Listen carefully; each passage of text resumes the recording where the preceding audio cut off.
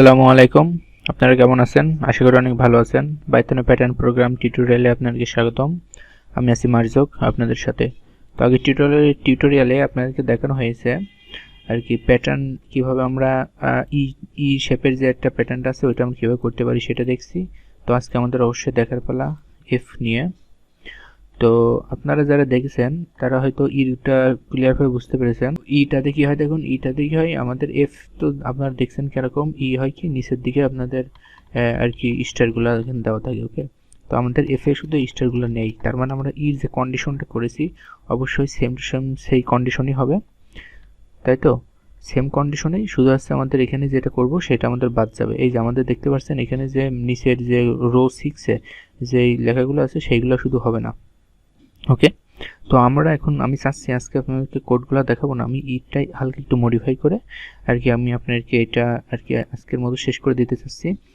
কারণ same to same কথাবার্তা সব সেম, শুধু আছে এখানে আমাদের কি হবে, এখানে আমরা অতিরিক্ত ইতে আমরা কি করেছিলাম, এই দেখুন এখানে যে রো 6 এ যেটা আছে সেটা আমরা অতিরিক্ত করেছিলাম, বাট এখন এফ করতে যাবো সেই সময় কি আমাদের সেই জায়গায় এটা করা লাগবে না। তার মানে কি আমাদের শুধু এই কন্ডিশনটা বাদ দিয়ে দিলে হয়ে যাচ্ছে। তো আমরা এখন কোডে দেখি কি হয়।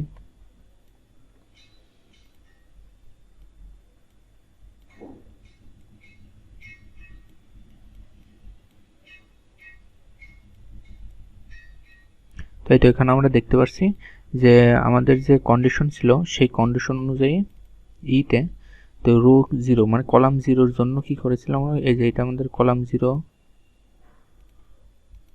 এই যে দেখুন আমরা কলাম 0 প্রিন্ট করার জন্য আমরা কি করেছি, এই যে শুধু আছে এই কলাম ইকুয়াল 0 লিখে দিলেই আমাদের প্রত্যেকটা রো যেখানে যেখানে থাকুক প্রত্যেকটা রোর ক্ষেত্রেই আর কি আমাদের কলাম 0টা প্রিন্ট হবে, এই জন্য এটা প্রিন্ট হয়েছে। এই লাইনটা আমরা ক্লিয়ার। ওকে, দেন কি আসছে, দেন আসছে আমাদের রোর পালা। এখন রো এখানে কয়টা আছে, দুইটা আছে, তার মানে কি রো 0 এবং রো 3, রো 0 এবং রো 3 এর ক্ষেত্রে আমাদের কি হবে 1 থেকে 4 পর্যন্ত প্রিন্ট করবে। তো এই যে দেখুন এখানে কি এটা আমাদের ইর কোডিং। তো এখানে কি দেওয়া আছে, রো ইটা কি ছিল 6 এবার কি আমাদের প্রিন্ট করা ছিল, তো এখানে তো 6 নেই, তার মানে কি আমাদের এখানে রো 0 আছে, রো 3 আছে, রো 6টা আমরা শুধু বাদ দিয়ে দেবো। ওকে, আর আমাদের এখানে তাহলে আমাদের পুরো কোডটা হয়ে গেছে। রো 0 এবং রো 3 এর জন্য কি করবে, কলাম 1 এর থেকে 4 পর্যন্ত প্রিন্ট করবে। এই যে দেখুন কলাম 1 এর থেকে 4 পর্যন্ত, কারণ কি 0 এর পর থেকে 5 এর আগ পর্যন্ত কি হচ্ছে 1 2 3 4 পর্যন্ত আছে প্রিন্ট হচ্ছে। তো এটা আর কি আমরা এখন রান করে দেখি যে আমাদের হয়তো এফ এর শেপটা আমরা পেয়ে যাবো। এই যে দেখুন এফ এর শেপ আমরা পেয়ে গেছি।